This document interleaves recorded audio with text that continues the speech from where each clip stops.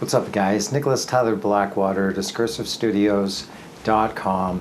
We're in Vancouver. We're here to attend the IM4 Media Lab at Emily Carr. Now, these are indigenous matriarchs who are for virtual reality, artificial reality, so that we might digitize our culture to share it with others, so that they can learn about who exactly we are, so we could teach our own people as well. One of the great opportunities that I can see happening here is just to bring the Tsm'syen people, for instance.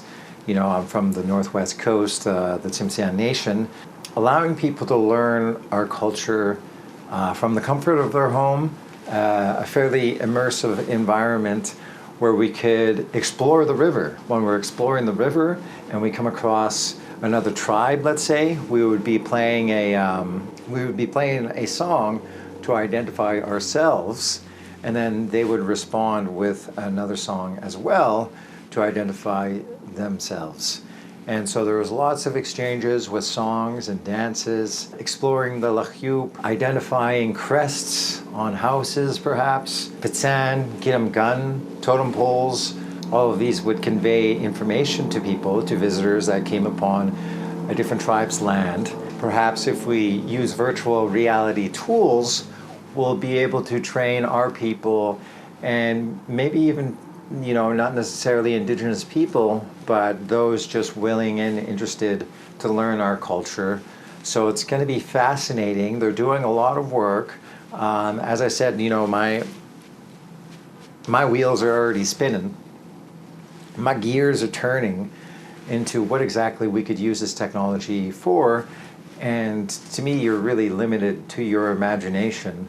So I'm looking forward to seeing what presentations they have to offer. We're going to have some food, some meet and greets, networking, IM4 Media Lab, and possibly create some wonderful relationships for the future as we reestablish prominence of indigenous peoples on the coast. Our culture will not be forgotten, and it'll be great if we could all, as it was in the past, all up and down the coast, work together as one once again, and this is a good step in the right direction.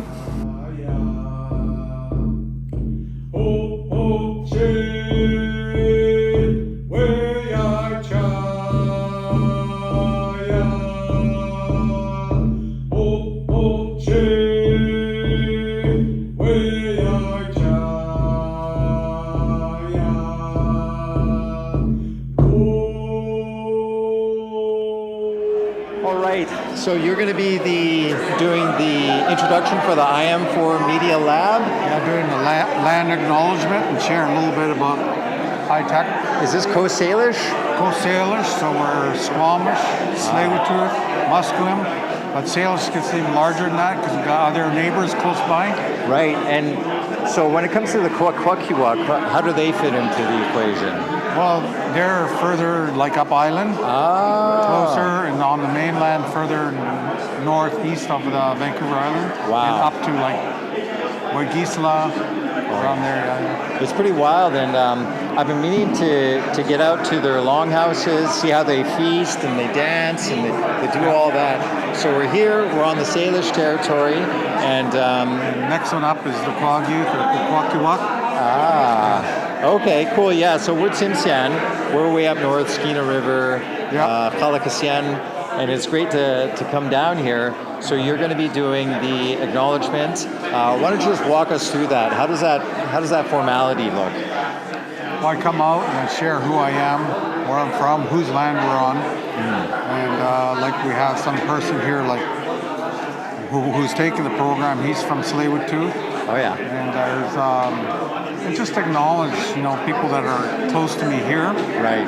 And then I would share a welcome song. Oh, cool. And maybe what I can do is clear the floor, so it opens up, cleanse the floor so that it'll open up to a positive time here. Wow.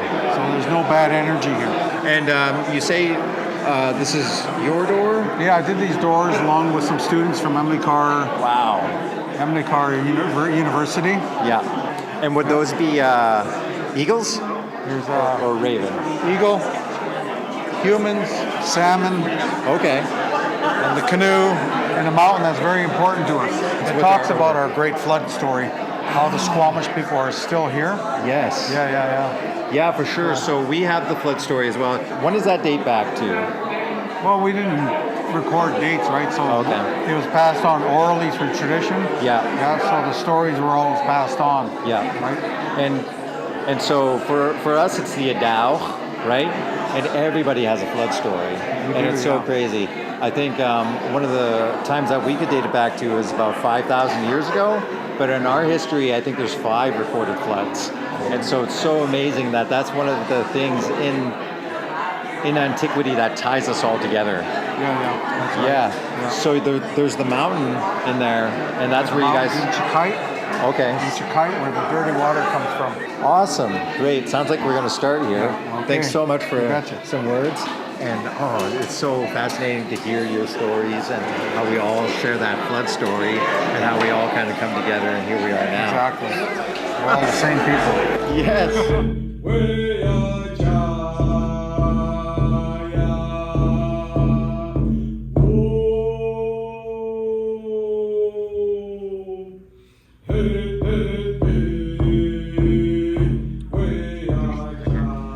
So we're at the IM4 Media Lab celebration, and it's been going on since about 2018. Yes. Okay, Yeah. and we have Alana, the project coordinator. Project coordinator.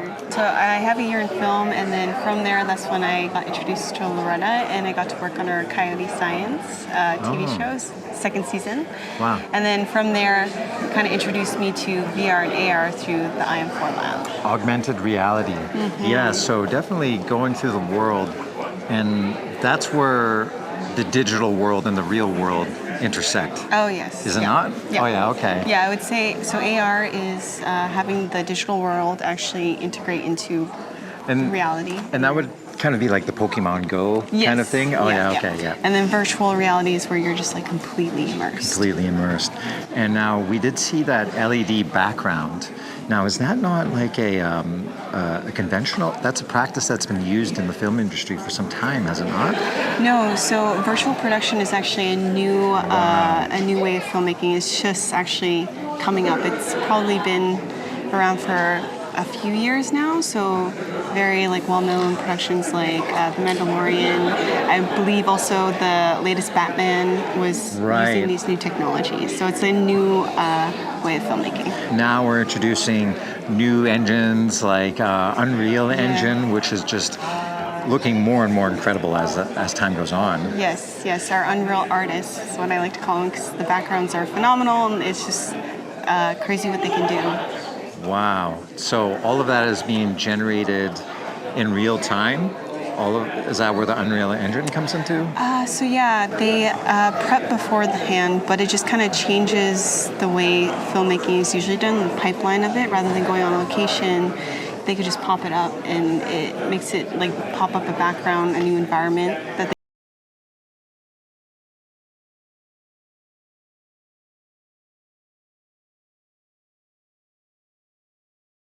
efficient that way. And is it almost making perhaps like a green screen approach obsolete in a way? How does that? I don't know. I guess it's just I don't know if I could say it's replacing it or not, but it's just a new way of, I guess, using visual effects and Unreal. Wow, that's crazy. I just know that it's an extremely powerful engine that's up and coming, and you're limited to your imagination on what you could do with these kind of platforms. Yes. Great. So what can we expect out of the IM4 Media Lab coming up? Other than the celebration, we're going to have some talks. Yeah, so we do have, we're hoping that this program can continue, but we all are probably going to be doing more virtual reality and AR workshops and training. That's where we started, so of course we're going to continue doing that. Yeah, when I heard about all of this, I immediately thought, okay, I'm gonna introduce you to Tsm'syen Nation. You're gonna come down the river. You're gonna interact with people in the virtual world. You're gonna do the protocols. You're gonna do the welcoming dance. They're gonna sing their songs. You're gonna have totem poles. You could identify who it is that you're interacting with, and then perhaps even go into a longhouse and perform all the rituals and all the proper formalities. So that's where my mind's going. And it's just so amazing, all of the talented individuals here that have background in cinematography, and they're blending the technology with it, but also incorporating indigenous people into the fold. So that's awesome. Yes. Okay, great. So yeah, we'll get on to the presentation, and thank you so much for spending some time with us. Yeah, no problem. Bye. So you have quite the experience in the industry of filmmaking. Filmmaking, mostly behind the scenes. I'm a traditional artist in a sense, but I transferred more my skills to graphics. So I work in graphics and post-production and film. Oh, post-production, that's great. Yeah. So lots going on back there, and the technology is evolving. Like, has it changed a lot since you've been in the industry, or? Yeah, it changed a ton. So I think it's all the same, now that, 15 years later. But when I started, the main thing was like, you hit a button and you go to sleep and go home and you come back. Oh, yeah. And now it's getting faster. Like, the response is faster. So that leads us up to Unreal Engine in the IM4 program. Right. Because back then when I was learning, even traditional art, I took 8 hours to paint. And then when computers were a little bit slower to make a pretty image, it'd take 4 hours or so. Oh, yeah. But now with the real-time responses, work gets done faster, and the render times are just so much so much faster than before. Wow, yeah, of course. And that's the whole thing about the Unreal Engine. It take all this information, render that in real time in response to whatever production that you're doing. Even just seeing little snippets of even video games that are to come, they look photorealistic, and it is pretty crazy how we're blurring the line between reality and all of that. Great. And so tell us a bit about your experience with the cohort. Oh, with the cohort. So I am a mentor, and as a Right. mentor, my role really is to guide the students so that when they complete a project or they're looking to complete a project, what can they do and not do? There's a production pipeline, and it starts with a script and ends with an amazing film at the end, we hope. Right. So in between, as they're learning Unreal Engine, I help them create deadlines, create creative, I don't want to say barriers, but just kind of explore what could be done with their story and then tie that in with the capabilities of Unreal Engine. Wow, yeah, because you could kind of just be stuck in limbo, thinking about what am I going to do? Switch it around, but it's like move it forward, get something into reality, and use the wonderful technology that's at our disposal. How could more Indigenous people get familiar with the Unreal Engine? Is there going to be more programs related to the IM4 in the future? So I believe IM4, this is their first micro-credential or inaugural class. And the idea is that, yes, there will be more. That is something that we're working on in the future. But the IM4 Media Lab at Instagram is their IM4 Media Lab. You can see a lot of the updates there. But the idea is that we have a Discord, we have a community of students, and this is the beginning. Exactly. What just crossed my mind is they've learned all these tools. This is just the beginning of their journey, and then they could express themselves in unlimited ways. Yeah. Basically. When I started my career, along with a software change, there's a cultural shift. So a lot of the films I worked on were animal-based, G-Force or Cats and Dogs 2 and 3 somehow I worked on. So Cats and Dogs and these films like that, they are personal because everyone has pets, and Alice in Wonderland. These are just stories that have been told and retold. But now the cultural shift, I feel like animation production are taking place in real places. You have movies that are animated and take place in London. You have movies like Spider-Verse that take place in New York. It's the actual Brooklyn Bridge there. And there'll be stories now with IM4 our native land that is there. And you could say, the students made that, and that's where I am from, and I want to show that through technology. When it came to the whole virtual reality thing, I instantly thought of recreating a part of our river system, perhaps, and you're playing the song, you're approaching them on the shore, it's very similar to what the gentleman who is introducing us and giving us the peace song, the welcoming song.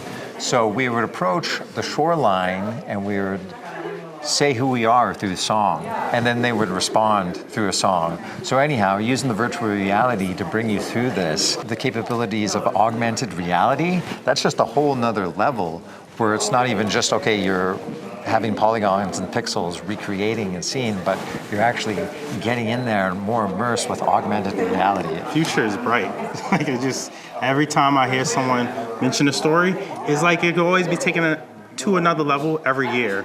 So like you said, I don't know what's polygons a year ago, but it feels like today, like I could see our whole environment realistic in whatever environment you want it to be or area of your life you want it to be. And thanks for sharing that, by the way. That's a beautiful idea. And story. Yeah, no, definitely. And you would have the totem pole, so it's like further identification of who you're dealing with, and then you know exactly the lay of the land, perhaps their history of the house and all of that, and then you go into the longhouse, right? And then there's a whole protocol and procedure to all of that, and that's our journey back into the heavens, right? And it connects with the whole deeper meaning that Dr. Leroy Little Bear was trying to, share with us, and for sure. People just see blankets and dancing around, and there's just deeper meaning to that. And I think it's being lost with today's generation, and as the elders pass away too. So, with these mediums, we could get the next generation involved and interested in the future. Great. So you're doing a lot of work. What can we expect from you? What's next? So this, of course, the Across the Spider-Verse. If you haven't seen it, that'd be great to check out. Especially being from New York is in there. And then in the future, we have a few more films I can't talk about, but I promise they will be on different lands that might have not been explored in media as we've seen it before. So yeah, get ready for I think the next wave of films that'll involve culture. Awesome, great. Thank you so much, Taekwon, and thank you. Yeah, it's been a pleasure. So we have one of the cohorts with us at the IM4 Media Lab at Emily Carr. Tao. And so he's from our neck of the woods, Haida Gwaii. What's your journey here coming to Emily Carr from Haida Gwaii? So my name's Tao Stawson Stalker. I come from Haida Gwaii. I've been a part of the cohort here at IM4 / Emily Carr University for the past couple months. We did the last part here in studio, so it's a very unique experience. A lot of stuff that I haven't been exposed to in the past. I've done 10 years of documentary filmmaking and music video stuff. So mostly I've been in that realm. To do this is a very freaking unique experience. In my opinion, it's one of the most cutting edge technologies we could possibly be involved in right now as Native people, let alone anybody. It was really cool to see everybody, all the people from different backgrounds, from over across the Rockies, from here in BC. Everything's been really coherent and cohesive, and it all works out. I feel like we're all part of some kind of family, just in art or even beyond. Had a good time here, and it feels like I wish I could continue. So, well, we are going to continue, are we not? Because you're going to take everything that you've learned here, then you're going to apply it to Instagram, social media, and continue to tell your story. Yeah. So when I think about it, like, my village is so small in Haida Gwaii. We've got like 500 people or something like that. It's like so hard for us to even get together and do a documentary, let alone like any kind of virtual production setting. To be here and to experience everybody like kind of being on the same note is so important and is key to making the whole thing work. And I realize that, and I really hope that we can bring that to Haida Gwaii, because I know that we can, in theory, definitely establish something like this so that it can benefit the future, and we can use what we learn here in a very direct and meaningful way. Wow. For sure. I think there is an interest, there's a buzz in social media, video. I'm just coming to grips with all of that. And now you guys have all of this advanced technologies. Working with all that tech was it was pretty in my field. I'm not gonna lie, like I'm used to seeing all that stuff. Most of that stuff was very familiar to me. I grew up using a lot of Unreal Engine, playing those video games, even just like trying to mess around with all the different graphics and stuff and seeing where I can get with that, making games. Not that I've ever done it, I tried to though. To be around it was quite comfortable for me personally. but I think that for someone who has no experience in any of these fields, it's going to be hard to match them all together. Because to be in a virtual production setting means that you already have knowledge in a regular production setting. And so that right there is the defining factor.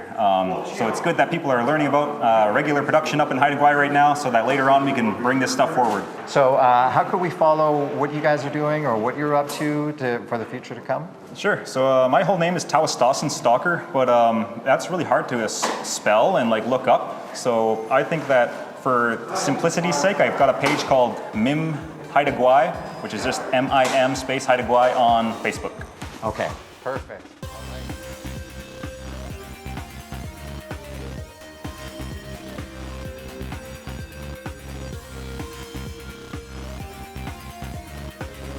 About augmented reality and using QR codes. Would you even consider that a QR code? Yeah, QR codes to access the augmented reality piece on the phone or through VR.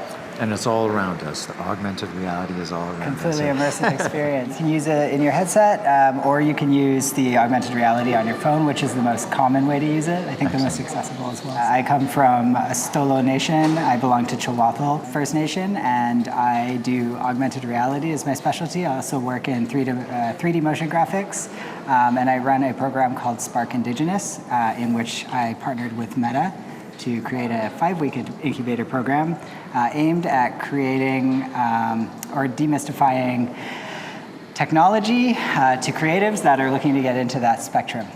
Oh, wow. It's just crazy the possibilities at our disposal.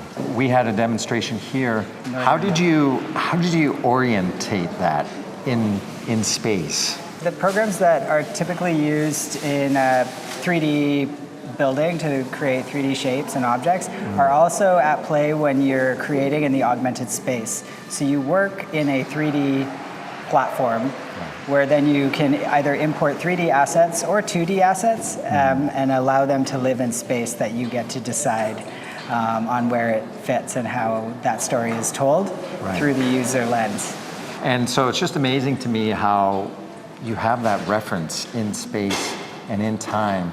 Does that shift? Can you make it fixed and it kind of always remains in one spot so it's like reliably there? There's lots of different ways that you can do that actually. You can track anything from a mural to a 3D physical artwork such as a welcome figure or a totem pole. Even use augmented reality triggers on beadwork. So we have a beadwork sample here that we've actually been able to create an augmented work out of, along with an audio story. Wow. So you could have a piece and it has significance to it, but you could add another layer to it. Absolutely, Perhaps yeah. more messages on top of it. Exactly. And the possibilities for that is just blowing my mind for sure. It's really amazing too to watch and to see our stories being told in a way that can be shareable online and in a way that can be accessible to everyone that has an iPad or a phone or even just a desktop computer. I grew up living out of town and having a mother that wasn't able to leave her home very often. So to be able to share these experiences with my family and my friends away from home and bring that gallery setting into the home or into the local space has been really helpful for my family to experience the artwork that I'm doing and also that the collective of people that I'm around are doing online. Wow. For the IM4 Media Lab, how was your experience with that? We had a really organic meeting, actually. So I am working on a city project in Vancouver, or for the city of Vancouver, doing augmented works downtown. Yeah. So we're hoping to do sort of an Indigitech takeover, where we will have mural works and vinyl works stuck up on the walls and on the ground. I was actually just looking for more artists that would be interested, and I learned about IM4 and I contacted them, and how nice. We have a similar vision in mind, and we want to make tech accessible to our communities, and we decided to collaborate on this project. And so there's a lot of talk about this Unreal Engine. Does that come up at all? Unreal isn't so much on augmented reality as it is like a VR gaming and video production platform. However, I believe that Unreal Engine is sort of bridging that gap of immersion, right? Creating immersive experiences in the realm of VR gaming on the television and being able to deliver something that looks completely immersive when, as you saw, it's just a tiny little room that they're operating in. Right. So I think Unreal is doing it in maybe in a slightly different way than augmented reality. Yeah. But the relationship is definitely there. So there's this virtual world all around us, and that's how we could really introduce people to who we are, rather than perhaps spending like $100,000 to create Tsm'syen, a totem pole. We could do a virtual representation of that. Absolutely, and I believe that if we're delivering our messages with our hearts in the intents that we're looking to share, then I really believe that we will be able to share those stories anywhere, on location or in the comfort of home. So I think that's the most important part of all of this. That's what my mission is just to make sure that our stories are told anywhere we sit. Wow, great.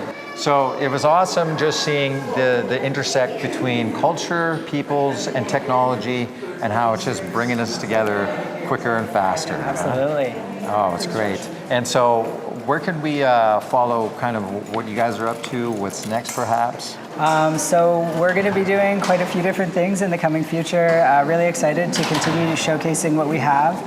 You can follow me on slowstudies_creative on Instagram or slowstudies.com if you want to check me out on the old internet. No, definitely. It's something that I'm absolutely interested in. Especially when it comes to the Tsm'syen Nation and introducing people into who we are, right? There's questions about whether or not we could actually get the resources physically, what we need in order to keep our culture alive, but there might be a virtual solution to all of these problems now at our disposal. And if we can bridge the real with the virtual and kind of extend what we already have into a more virtual plane, then we can create the full story and the full scope for the generations to come. Awesome. Great. Thanks so much, Josh. Hey, it's so nice meeting you. Okay, Thank yeah, you so much.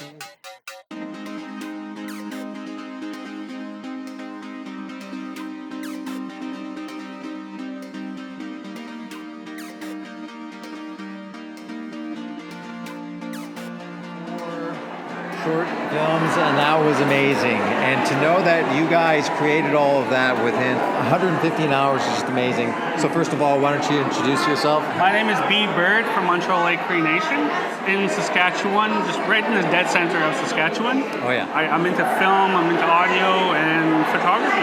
So you've always been into film and photography? Most of my life, I moved from my reserve back in 2015 to pursue media arts production, and I've always had a passion for taking pictures of life and just painting the world with light. Oh, excellent. Yeah, and that's a big part of it, right? Light, color, contrast. Great. So how did you come to know about the IM4 opportunity? Oh my goodness, that's a good question. I'm taking classes at First Nations University, and I was told about it from a friend of mine, and as soon as I heard about it, I just jumped on it right away. And I was I'm getting that feeling. Yeah. Yes. So and he's a Cree teacher too, so he was telling me about it. And I think he knows Loretta Todd too, so I just jumped on it right away. So you just immersed in this world, and so it was only natural that you gravitated toward this. I came in with my ideas of what was possible, but speaking with perhaps Josh, seeing what you guys were able to do with the Unreal Engine, it's just like I'm having a hard time trying to keep up with the possibilities. It's amazing. Yeah. So what can we expect next from your work? I want to tell the stories our ancestors never got to tell in such a way that it brings us together, like this, for instance. I believe that storytelling is ingrained in us, and it's something of who we are. And I believe that when you tell these stories, you're passing that on to your next generation, and for some reason, I like these stories. I just can't. I don't know how to articulate. I don't know how to like put it in words, but they came from our ancestors, and that's so amazing. It's like No, totally. So I've been Tsm'syen. I'm from the North Coast, up in Prince Rupert, Skeena River, and all of that. And I've only recently started to go deeper into those stories and the meanings that come with it, where we come from, and it solidifies your identity and the connection that you have between all cultures, all races, all nations. And I think Dr. Leroy touched on that as well, all my relations and the nature of the universe itself. Is there any like social media or websites that you have developed at this point? yes, I actually came up with a small business called B Productions. Okay. And it's just a small business starting out of my school. I really am into poetry. I conduct poetry slams out in First Nations University and try to get the storytellers to get all in one spot. And I think one of the best things to do is listen to other people's stories also. Like there's telling of it, but then there's a listening part of it. That's one of the things that I didn't really pursue, because I'm always like I'm so passionate. I want to do this. I want people to listen to me. I want people to watch my stuff. But really, it was about listening today too.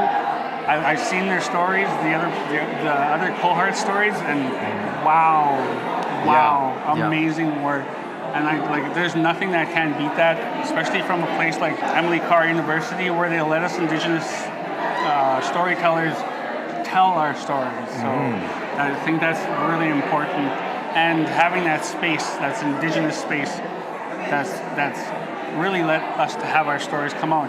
That's the most important part right there. When you're trying to tell an indigenous story in an environment where it's not fully indigenous people, then sometimes you can be quieted down, or you can that's not the story that happened. In reality, they just don't want to hear it because that's the narrative that's being pushed, or it's a different way of looking at the world, I guess, if you will. So I'm just amazed to be a part of this. I'm so honored. I think it's definitely important for us to take up this technology, share our stories, regardless of the reception that we get from the Western world or whatever. And I think this is just a testament on how powerful that could be. And thinking about, all this content on YouTube where you're just kind of like mindlessly going through it, that'd be great if we just had endless content kind of like that, where we're sharing more personal experiences, deeper meanings. The most important thing I got from this was the friendship, the cohort, the family that we built, not only in Unreal Engine, but outside too, while we were on Zoom, with the mentors that come from all over the world. We have mentors that were working with Disney, working with Lucasfilm, so many talented mentors out there that came in here just to help us, including the mentors that taught us how to film here. Oh my goodness, it's hard to explain. It's such a dream come true, because the only place where I thought I would ever do film was just in my dreams. It was just a dream. And now that I'm making a film, now that I'm making a short film, at least to step into the range, it's so surreal, and it just brings me back to when I was a kid. Well, I'm looking forward to what's to come. I'm beginning my film making journey, and then bridging that gap between all Aboriginal people within Canada, up and down the coast, and sharing our stories, solidifying our identity. And there's just, there's just wonderful power to that. Yeah. It's hard to explain. Thank you so much. Thank you for having me. Yeah, and we'll keep in touch. And there's more to come, of course. Yes.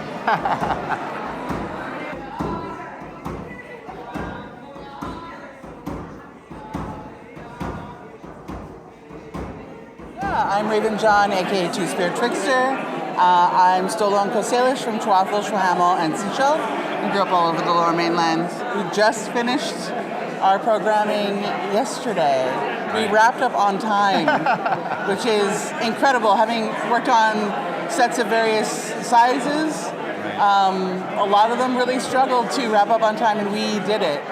That's yours at the end of the hall. Yeah, at the end of the hall, that was the set. We're using the volumetric screen, and every pair of directors got to do their own scene or scenes and test out working with all of the equipment under some really great guidance. Really impressed with all of the different strong voices that meld really well together. They're all very indigenous, and they all have like a commonality, but every voice, every vision is so diverse and also so meaningful. Usually within like the art world, it's only exception, like there's minority groups get like an exception where they have like the one or two that get into that industry, and then we only get to see that those one or two sides. To be able to see these 20 different voices come together, and Andre Bassett. Andre Bassett, Métis Nation. Just to see these 20 voices, 20 very different voices come together and create incredible work and in such a very short amount of time. Oh, it's crazy. And like this program is like underfunded for like the amount of work that is going into it, and we had such a short period of time together to create this great work. It's just a testament to what I've been saying when I've been praised for my work. I make it known that I'm not an exception. I'm just one of many Indigenous people that are very skilled, very talented, who have great, strong stories. And I just have had the opportunity. Wow. It's crazy how it all kind of came together. And it just seems so natural for Indigenous people to enter this field. Yeah. And what they can do with just a little bit of potential of these platforms, of this software. It's literally access.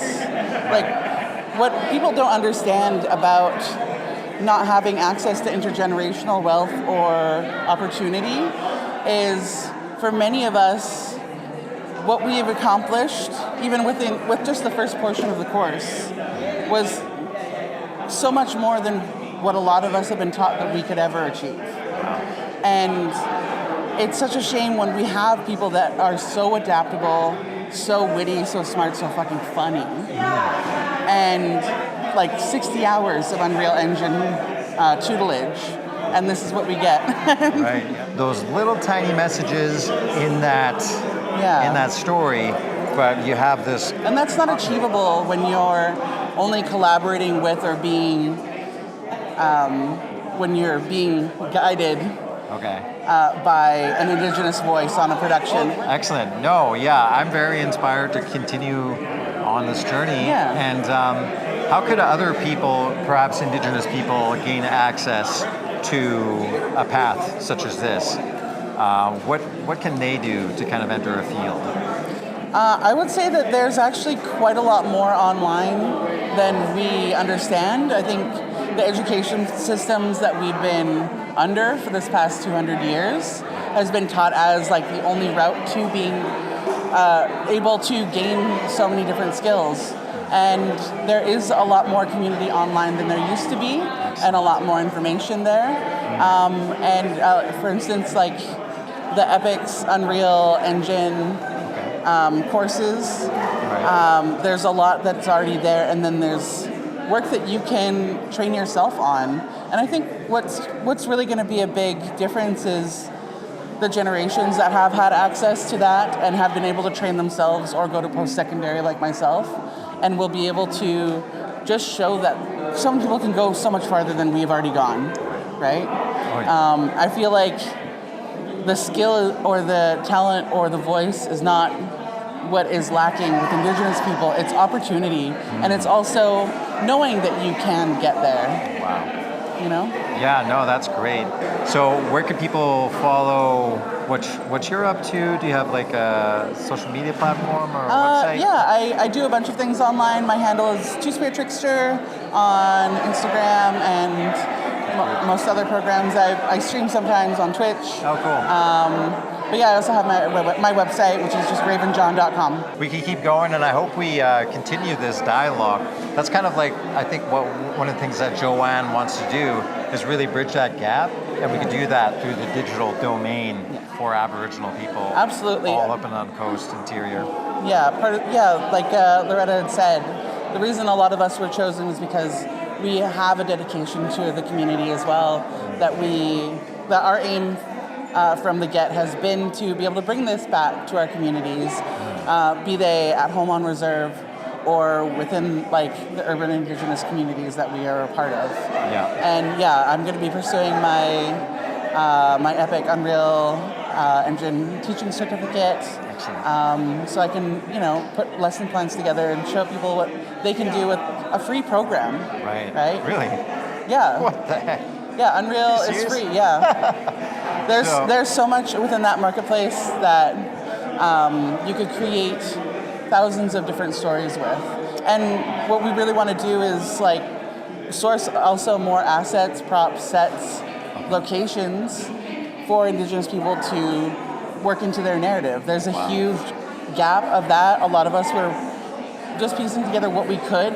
We couldn't find cedar trees Oh yeah. in the marketplace. We're having the same problem in Tsm'syen Nation up north. It's kind of bad, right? Yeah. But and that's one of the things that we could raise awareness about is these problems that we face, and we could share that story through mediums such as Unreal Engine and various other things.